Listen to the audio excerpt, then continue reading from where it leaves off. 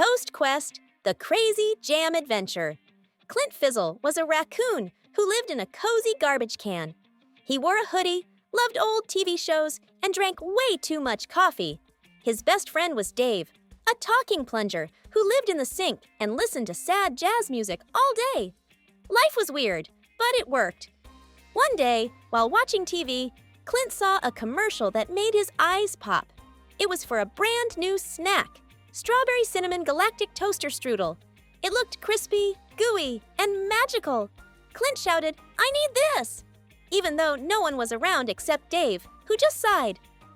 But there was a problem. The strudel wasn't sold in regular stores. It was only in the Quantum Mart, a store in another dimension. A strange world called Dimension D Flat Minor. That didn't stop Clint. He grabbed some random junk, spatulas, dental floss, and a really old computer program, and made a glowing portal. Dave said it was a bad idea, but Dave always said that. So they jumped in.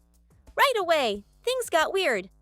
In Dimension D Flat Minor, buildings danced to music, the sky was purple, and the sun was a giant floating saxophone. Even stop signs could sing.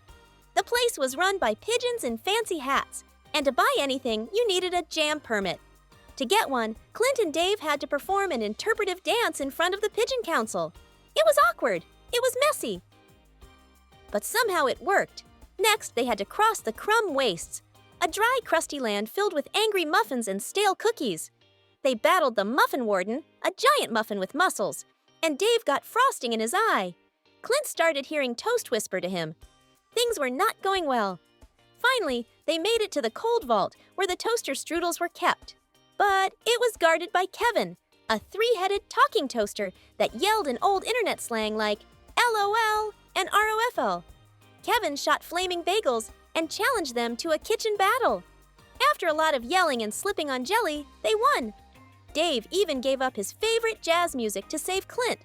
It was dramatic, it was sticky, but they got the strudels. Clint opened the package with shaking paws. He took a bite. Dave did too. It was okay. Just okay. After all that trouble, the amazing, magical, glowing toaster strudel tasted like regular breakfast food. They went home through the portal, but something was different. Clint had jam in his blood, and bees kept following him. Dave could only talk in saxophone sounds and cried when he looked at spoons. They were back in their garbage can home, but they had definitely changed. Still, they sat down. Clint watched his soap operas. Dave floated in the sink. They didn't say much, but somehow they were okay with it. Maybe the real adventure wasn't about the strudel. Maybe it was about surviving flaming bagels and mutant muffins, and still being best friends at the end.